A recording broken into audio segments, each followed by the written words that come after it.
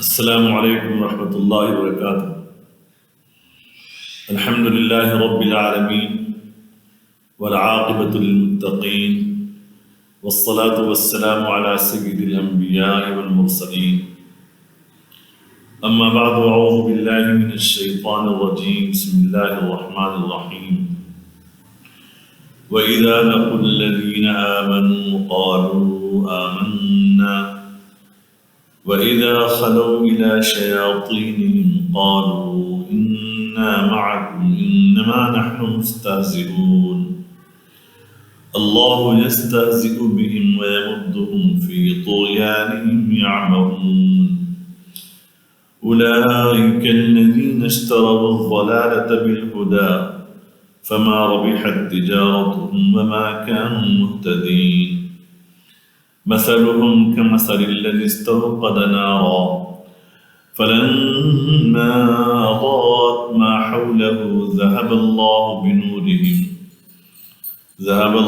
بنورهم وتركهم في ظلمات لا يبصرون صم بكم عمي فهم لا يرجعون أو كصيب من السماء فيه ظلمات ورعد وبرق يجعلون أصابعهم في آذانهم من الصواعق حذر الموت والله محيط بالكافرين يكاد البرق يخطف أبصارهم كلما أضاء لهم مشوا فيه وَإِذَا أَظْلَمَ عَلَيْهِمْ قَامُوا وَلَوْ شَاءَ اللَّهُ لَذَهَبَ بِسَمْعِهِمْ وَأَبْصَارِهِمْ إِنَّ اللَّهَ عَلَى كُلِّ شَيْءٍ قَدِيرٌ صدق اللہ العظیم۔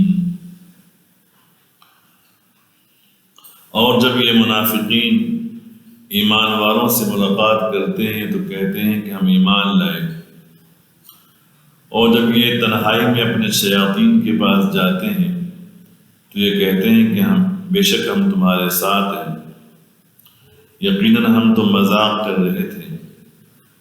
اللہ تبارک و تعالیٰ ان کے ساتھ مذاق کر رہا ہے، اور اللہ تعالیٰ نے ان کو ڈھیل دی ہے، وہ اپنی سرکشی میں حیران و سرگرداں ہیں۔ یہی وہ لوگ ہیں جنہوں نے گمراہی کو خریدا ہدایت کے بدلے میں، لہذا ان کی تجارت ان کے حق میں نفع بخش نہیں ہوئی، اور یہ لوگ ہدایت یافتہ نہیں ہوئے۔ ان لوگوں کی مثال اس شخص کے مانند ہے جس نے آگ جلائی ہو، پھر جب اس آگ کے آس پاس میں حصہ روشن ہو جائے تو اللہ تعالیٰ ان کی روشنی کو مٹا دے، ختم کر دے، اور اللہ تعالیٰ ان کو چھوڑ دیتے ہیں، ان کو چھوڑے ہوئے ہیں تاریکیوں میں، اندھیروں میں، اس حال میں کہ وہ لوگ دیکھ نہیں پا رہے ہیں، یہ گونگے ہیں، بہرے ہیں، اندھے ہیں، لہذا یہ لوگ دین کی طرف نہیں لوٹیں گے۔ یا ان کی مثال آسمان سے برسنے والی تیز بارش کے مانند ہے، جس میں اندھیرا ہو، کڑک ہو اور چمک ہو۔ یہ لوگ اپنی انگلیاں اپنے کانوں میں داخل کرتے ہیں کڑک کی وجہ سے، موت سے بچنے کے لیے، اور اللہ تبارک و تعالیٰ ان کافروں کا احاطہ کیے ہوئے ہیں۔ قریب ہے کہ وہ بجلی کی چمک ان کی نگاہوں کو اچک لے، ختم کر دے۔ جب جب ان کے لیے روشنی ہوتی ہے تو لوگ اس میں چلنے لگتے ہیں، اور جب ان پر تاریکی چھا جاتی ہے تو یہ لوگ کھڑے ہو جاتے ہیں، اور اگر اللہ تعالیٰ چاہیں تو ان کے کانوں کو، ان کی نگاہوں کو مٹا دیں، ختم کر دیں۔ بے شک اللہ تعالیٰ ہر چیز کے اوپر قادر ہے۔ یہ سورہ بقرہ کی آیتیں ہیں، آیت نمبر 14 سے لے کر 20 تک۔ ان 13 آیتوں میں اللہ تعالیٰ نے منافقین کے احوال بیان فرمائے۔ اس سے پہلے درس میں منافقین کے بارے میں تفصیل آ چکی ہے۔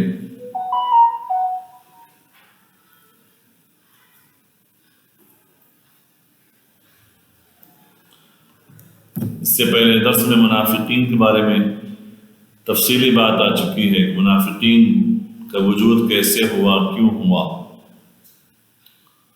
یہ منافقین مدینے میں تھے، کچھ یہودیوں میں سے تھے، کچھ عیسائیوں میں سے تھے۔ اللہ تعالیٰ نے یہاں منافقین کے احوال بیان فرمائے۔ منافقین کا حال یہ تھا کہ جب ان کی ملاقات صحابہ کرام سے ہوتی، مضبوط ایمان والوں سے ہوتی، تو ان کے سامنے اس بات کے اقرار کرتے کہ ہم تو مومن ہیں، ہم تو ایمان لائے، یعنی ہم دل سے ایمان لائے۔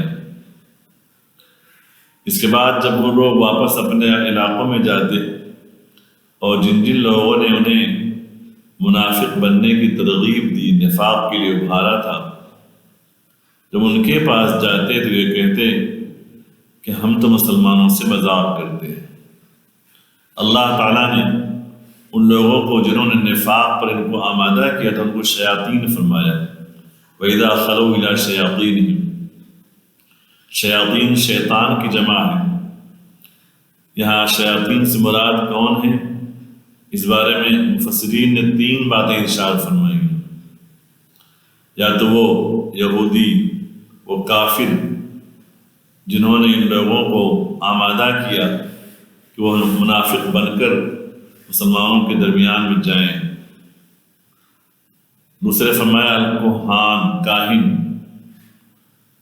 جو شیطانی جادوگر تھے، شیطانی حرکات کی بنیاد پر جادو کا عمل کیا کرتے تھے، ان کی طرف بھی اشارہ ہے۔ تیسرے خود شیاطین کی طرف۔ ان تمام اقوال میں جو بات سب سے زیادہ اس موقع کے لیے مناسب ہے وہ یہی ہے کہ وہ یہودی علماء، وہ کفار و مشرکین جنہوں نے ایک سازش کے تحت ان لوگوں کو منافق بنایا تھا، ترغیب دی تھی، مسلمانوں کے درمیان میں جاؤ، اپنے اسلام کو ظاہر کرو، ان کے راز حاصل کرو، اور مسلمان بن کر ایسے ایسے غلط کام کرو، برے کام کرو کہ اسلام بدنام ہو، مسلمان بدنام ہو۔ جب ان کے پاس یہ لوگ جاتے وہ ان سے پوچھتے تھے کہ کیا کہیں تم لوگ واقعتاً مسلمان تو نہیں بن گئے؟ ان میں کعب بن اشرف کا بھی نام آتا ہے، حوی بن اخطب کا بھی نام آتا ہے، جو وہ لوگ ہیں کہ ایک کمانڈو کارروائی میں ان لوگوں کا خاتمہ کیا گیا۔ تو ایسے موقع پر ان کو یہ منافقین جواب دیتے ہیں انا معکم، ہم تو تمہارے ساتھ ہیں۔ ہم مسلمانوں کے درمیان جا کر جو یہ کہتے ہیں کہ آمنا، ہم ایمان لائے، تو ہم نے تو بطور مذاق کی یہ بات کہی ہے، مستہزئون۔ اللہ تبارک و تعالیٰ نے ان کو جواب دیا اللہ یستہزئ بہم، تم کیا مذاق کرو گے، مذاق تو تمہارے ساتھ ہو رہا ہے۔ دنیا کی یہ محدود زندگی، تم اس میں منافق بن جاؤ اور اپنے شیاطین کو، شیطان نما رہنماؤں کو خوش کرنے کے لیے مسلمانوں کے درمیان منافق بن کے چلے گئے، اپنے آپ کو خوش کر لیا، غلط فہمی کا شکار ہو گئے، لیکن مرنے کے بعد تم اللہ کے عذاب میں مبتلا ہوگے اور شدید ترین عذاب میں تمہیں داخل کیا جائے گا۔ فی الدرک الاسفل من النار ان المنافقین فی الدرک الاسفل من النار، وہاں کہاں بچ پاؤ گے؟ مذاق تو تمہارے ساتھ ہو رہا ہے، عاقبت تو تمہاری برباد ہو رہی ہے، تمہارا انجام جہنم ہے، جہنم کی تیز آگ ہے۔ اللہ یستہزئ بہم، اللہ تعالیٰ نے اس دنیا کی زندگی میں تمہیں مہلت دی، ڈھیل دی ہے۔ جیسے کوئی مجرم ہو، جرم پہ جرم کیے جا رہا ہو، پولیس والے گرفتار کرنے کے لیے تھوڑا اور موقع دیتے ہیں، ڈھیل دیتے ہیں تاکہ اور یہ جرم کر لے، تاکہ اس کے جرائم ہمارے تک کھل کے آ جائیں سامنے اور اس کا گناہ اور مضبوط ہو جائے۔ تو اللہ تعالیٰ نے تمہیں مہلت دی ہے، تم اپنی سرکشی میں حیران و سرگردہ ہو، لیکن بڑی سخت گرفت ہونے والی ہے۔ اللہ تعالیٰ بندوں کو مہلت دیا کرتے ہیں۔ مہلت کس کس طریقے سے ہوا کرتی ہے؟ حدیث میں آتا ہے، فرمایا آپ صلی اللہ علیہ وسلم نے، جب کوئی بندہ گناہ کرے اور اس کے گناہ اور معاصی کے باوجود اللہ تعالیٰ اس کو نعمتوں سے نوازتے ہیں، تو گویا اللہ تعالیٰ اسے مہلت دے رہے ہیں، ڈھیل دے رہے ہیں کہ گناہ کے باوجود ان کو نعمتوں سے نوازا گیا، نعمتیں دی گئیں۔ اب ایسے موقع پر وہ سمجھتا ہے کہ میں اچھا ہوں، میں نیک ہوں، میں اللہ کے یہاں مقبول ہوں، تبھی تو مجھ کی نعمتیں مل رہی ہیں۔ حالانکہ ایسا نہیں ہے، بلکہ وہ دلدل میں پھنستا جا رہا ہے، عذاب الہی میں مبتلا ہونے کے لیے اپنے آپ کو تیار کر رہا ہے۔ اللہ تعالیٰ نے اسی بات کو قرآن کریم میں دوسرے مقام پر پارہ 9 میں اس طرح فرمایا، فَلَمَّا نَسُوا مَا ذُكِّرُوا بِهِ فَتَحْنَا عَلَيْهِمْ أَبْوَابَ كُلِّ شَيْءٍ حَتَّى إِذَا فَرِحُوا بِمَا أُوتُوا أَخَذْنَاهُمْ بَغْتَةً فَإِذَا هُمْ مُبْلِسُونَ، کہ ہم گناہ ہونے کے بعد تھوڑا آزماتے ہیں، ان کو تکالیف دیتے ہیں، مشقت دیتے ہیں۔ جو اللہ کے نیک بندے ہوتے ہیں فوراً محاسبہ کرتے ہیں اپنا، اور محاسبے کے ساتھ ہی وہ اپنی اصلاح کر لیتے ہیں، سوچتے ہیں کہ آخر ہمیں یہ تکلیف کیوں آئی، بیماری کیوں آئی، مال میں خسارہ کیوں ہوا، کاروبار میں نقصان کیوں ہوا۔ اپنے اعمال کا محاسبہ کرتے ہیں، اچھا ہم سے یہ غلطی ہوئی ہے، میں نے یہ گناہ کیا ہے، توبہ کرتے ہیں، گناہ چھوڑ دیتے ہیں، اللہ تعالیٰ کے سامنے گڑ گڑاتے ہیں۔ اللہ تعالیٰ یہی چاہتے ہیں کہ ہم اپنے بندوں کو چھوٹی سی آزمائش کے ذریعے راہ راست پر لائیں، لیکن کچھ لوگ ایسے ہی ہوتے ہیں کہ ان آزمائشوں کو سمجھتے ہی نہیں۔ بیماری آئی تو اس کی وجہ کوئی اور بتا دی، کوئی آفت آئی، مصیبت آئی، اس کے لیے کوئی اور سبب تلاش کر لیا، راستے میں حادثہ پیش آیا تو فلاں کی وجہ سے ہو گیا، راستے میں گڑھا آ گیا تھا اس لیے گاڑی ایکسیڈنٹ ہو گیا، بیمار لگ گیا۔ یہ نہیں سوچتے کہ اللہ تعالیٰ نے ہمیں کیوں اس تکلیف میں مبتلا کیا۔ اللہ تعالیٰ کی طرف سے تنبیہات جب یہ فراموش کر دیتے ہیں اور بھول جاتے ہیں، پھر اپنے گناہ میں مبتلا رہتے ہیں، تو فرمایا رب العالمین نے فتحنا علیہم ابواب کل شیء، ہم ان کے اوپر تمام رحمتوں کی، نعمتوں کے دروازے کھول دیتے ہیں۔ حتی اذا فرحوا بما اوتوا، یہاں تک کہ اللہ تعالیٰ کی دی ہوئی اس نعمت کے اندر وہ اترانے لگتے، غرور میں، تکبر میں مبتلا ہو جاتے کہ ہائے ہم نے یہ گناہ کیے، ایسے ایسے غلط کام کیے، پھر بھی ہم پر نعمتوں کی بارش ہو رہی ہے۔ اخذناہم بغتۃ، تو اچانک ہم ان کو اپنی پکڑ میں لے لیتے ہیں، اپنی گرفت میں لے لیتے ہیں۔ اس وقت وہ فِإِذَا هُمْ مُبْلِسُونَ، کہ وہ مایوس ہو جاتے ہیں، ناکام ہو جاتے ہیں۔ اور دوسری جگہ فرمایا وَأُمْلِي لَهُمْ إِنَّ كَيْدِي مَتِينٌ، میں انہیں مہلت دے رہا ہوں، میری پکڑ بڑی سخت ہے، بڑی مضبوط ہے۔ ایک جگہ فرمایا سَنَسْتَدْرِجُهُمْ مِنْ حَيْثُ لَا يَعْلَمُونَ، عنقریب ہم انہیں ڈھیل دیں گے، مہلت دیں گے، اس طرح کوئی جان بھی نہیں پائیں گے۔ تو منافقین نفاق کے باوجود شدید ترین کفر میں اور شرک میں مبتلا ہونے کے باوجود اللہ کی پکڑ سے بچے ہوئے ہیں، تو یہ چند روزہ ہے، تھوڑے دن کے لیے ہے، پھر طغیان میں یعمہون، اپنی سرکشی میں مبتلا ہے۔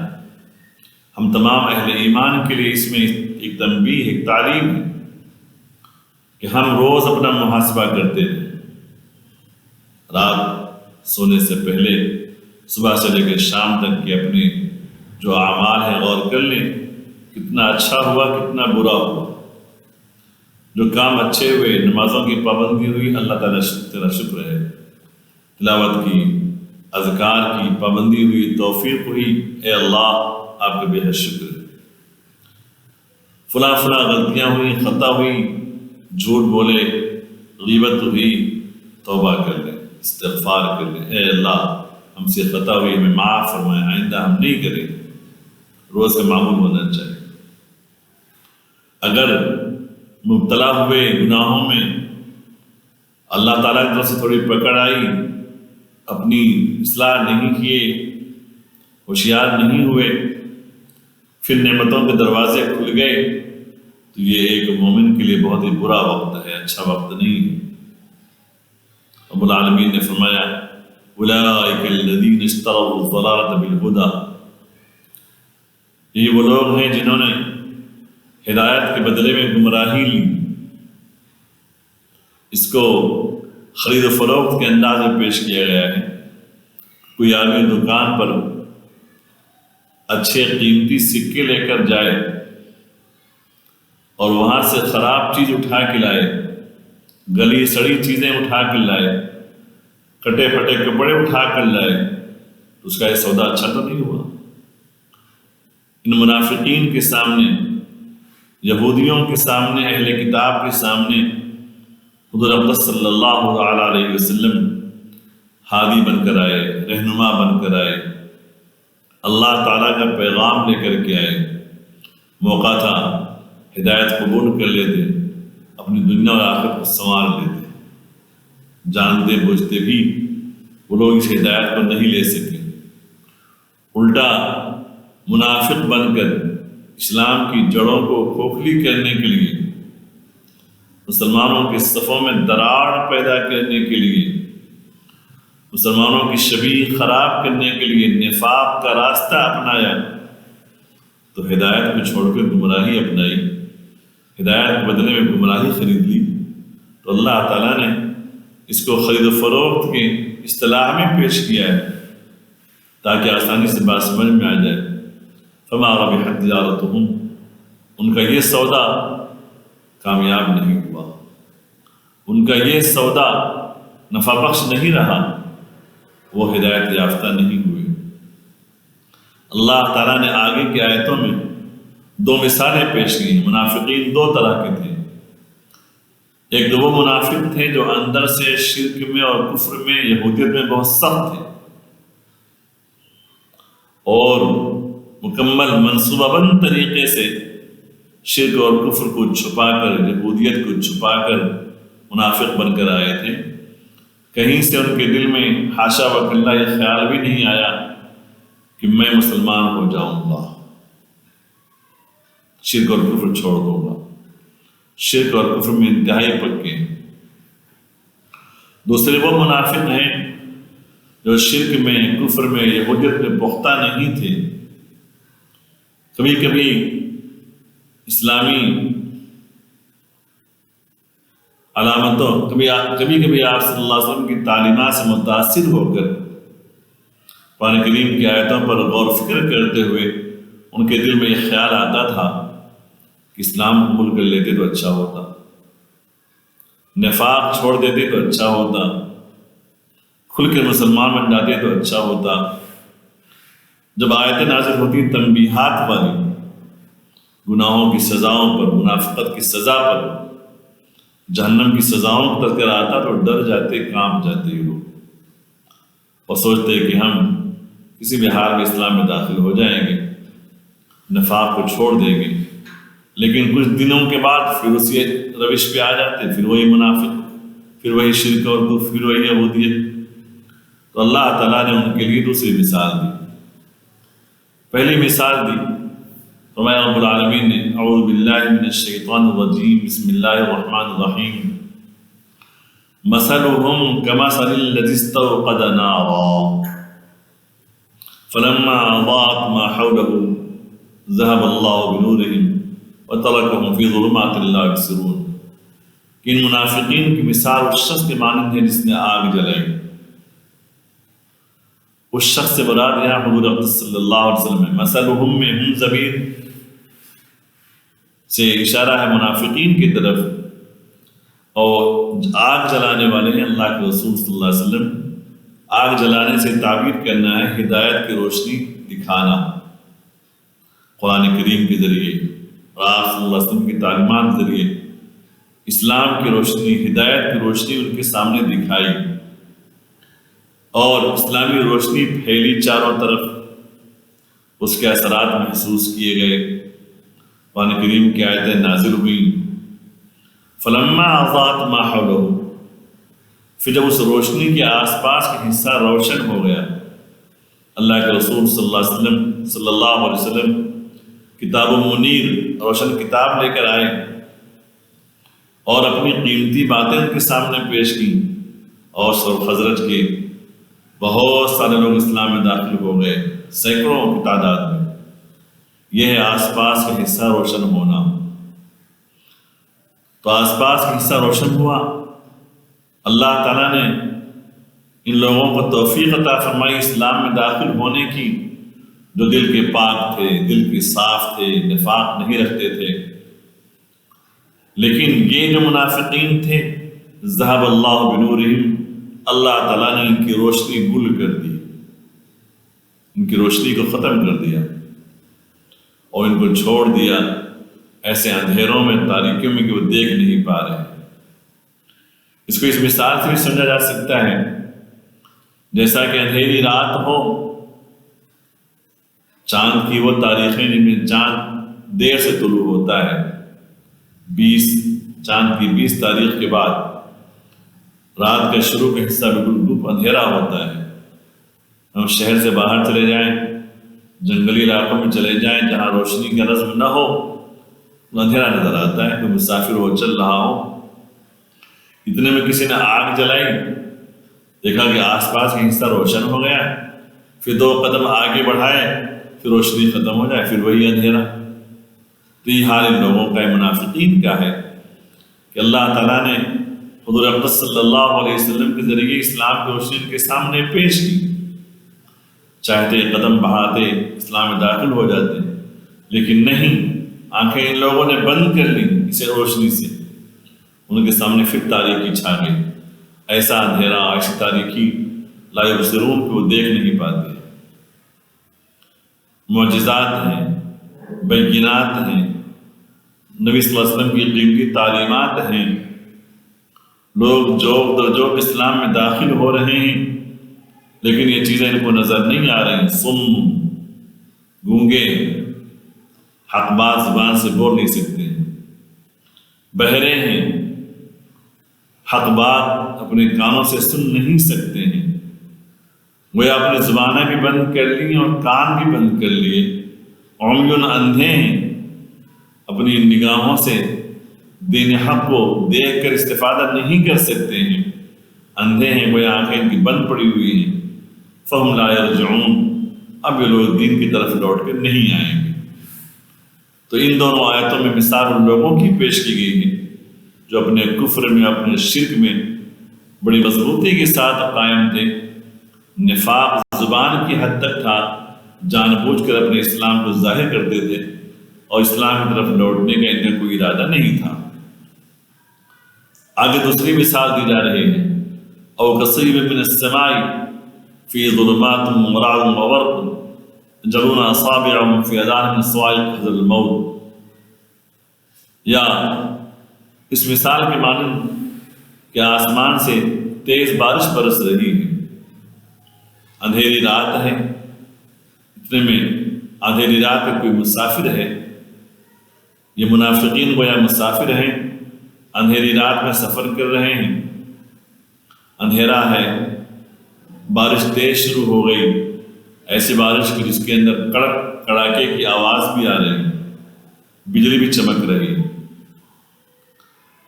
ان لوگوں کو خوف ہوتا ہے جب تیز آواز آتی ہے کڑکنے کی، بجلی کڑکنے کی، تو اپنی انگلیاں کو اپنے کانوں میں داخل کر لیتے ہیں، حذر الموت، کہ کہیں موت نہ آ جائے، کہیں بجلی ہمارے سر پہ آ کے نہ گر جائے۔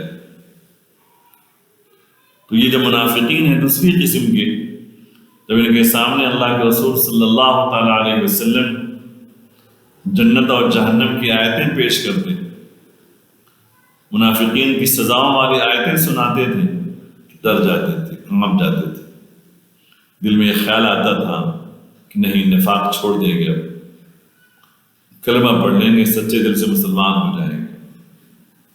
جبکہ یہ سب اللہ تعالیٰ کی پکڑ میں ہے، اللہ تعالیٰ سب کا احاطہ کیے ہوئے، واللہ محیط بالکافرین، اللہ کی پکڑ سے کوئی بچ نہیں سکتا، کوئی دور نہیں ہے۔ یکاد البرق یخطف ابصارهم، فرمایا رب العالمین نے، تیز بجلی چمکتی ہے، اتنی تیز بجلی ہے بارش کے موسم میں، قریب ہے کہ ان کی نگاہوں کو اچک لے۔ اندھیری رات کے مسافر کی مثال پیش کی گئی ہے، جنگل میں سفر کر رہا ہے، اندھیری رات ہے، چاند نکلا ہوا نہیں ہے، تیز بارش شروع ہو گئی، کڑک اور چمک کے ساتھ میں ایسی تیز چمک آ رہی ہے کہیں آنکھوں کی روشنی نہ ختم ہو جائے۔ جب روشنی ہوتی ہے مشغوفی تو چلنے لگتے ہیں، اور جب روشنی بند ہو جاتی ہے، چمکنا بند ہو جاتا ہے تو کھڑے ہو جاتے ہیں۔ تو قرآن کریم کی وہ آیتیں جب اللہ کے رسول ان کی زبانیں سنتے، اس میں اسلامی ہدایتوں کو پیش کیا گیا ہوتا تو کچھ دور چلتے، غور و فکر کرتے، چند دن اس میں متوجہ رہتے کہ ہم اسلام کی طرف راغب ہو جائیں گے۔ لیکن اس کے بعد پھر وہی سلسلہ، پھر وہی نفاق، پھر وہی کفر کی بات ہے۔ ان لوگوں کی اس جرم کے پاداش میں اللہ تعالیٰ اس بات پر قادر ہیں، چاہیں اسی وقت ان کی نگاہوں کو ختم کر دیں، ان کی آنکھوں میں سے ان کے کانوں سے سننے کی صلاحیت ختم کر دیں اور ان کی نگاہوں سے دیکھنے کی صلاحیت ختم کر دیں، لیکن اللہ تعالیٰ انہیں مہلت دے رہے ہیں، جیسا فرمایا اس سے پہلے آیت میں وَيَمُدُّهُمْ فِي طُغْيَانِهِمْ يَعْمَهُونَ کہ اللہ تعالیٰ انہیں مہلت دے رہے ہیں کہ اپنی سرکشی میں آگے بڑھتے جا رہے ہیں۔ بے شک اللہ تعالیٰ ہر چیز کے اوپر قادر ہے۔ دنیا کا ہر وہ کام جو ہو سکتی ہے، جو اللہ تبارک و تعالیٰ کی ذات اور صفات کے مناسب ہے، اللہ تعالیٰ ہر کام کر سکتے ہیں، ہر چیز پر قادر ہے۔ اب کوئی آدمی یہاں پر دل میں یہ بات نہ لائے نعوذ باللہ کہ اللہ تعالیٰ غلط کام بھی کر سکتے ہیں، صوبہ نعوذ باللہ۔ ہم جب پڑھتے ہیں تسبیحات میں سبحان اللہ، اس کا مطلب یہی تو ہے کہ اللہ تعالیٰ کی ذات ہر عیب سے پاک ہے، اللہ تعالیٰ کوئی عیب والا کام نہیں کرتے، ہر چیز پر قادر ہیں۔ ہر وہ عمل، ہر وہ کام جو اللہ تعالیٰ کی ذات و صفات کی شایع نشان ہے، اللہ تعالیٰ وہ کام کرتے ہیں۔ اللہ نے کوئی مہلت دی ہے، موقع دیا ہے، جب تک حیات ہے، زندگی ہے، چاہیں تو ہدایت پہ آ جائیں، چاہے تو برے راستے پر قائم رہیں، گمراہی پر، اور انجام ان کی موت سے ہوگا۔ موت ایمان کی حالت میں ہوئی ہے تو پھر کامیابی ہے، اور اگر نفاق اور شرک اور کفر کی حالت میں ہوئی ہے تو ناکامی ہے۔ آج کے درس یہیں تک ہے۔ اللہ پاک ہم سب کو ان آیات سے استفادے کی توفیق عطا فرمائیں، ہم سب کو ہدایت احسان نصیب فرمائیں۔ ہر قسم کے نفاق اعتقادی اور نفاق عملی سے اللہ تعالیٰ ہم سب کی حفاظت فرمائیں۔ وآخر دعوانا الحمد للہ رب العالمین۔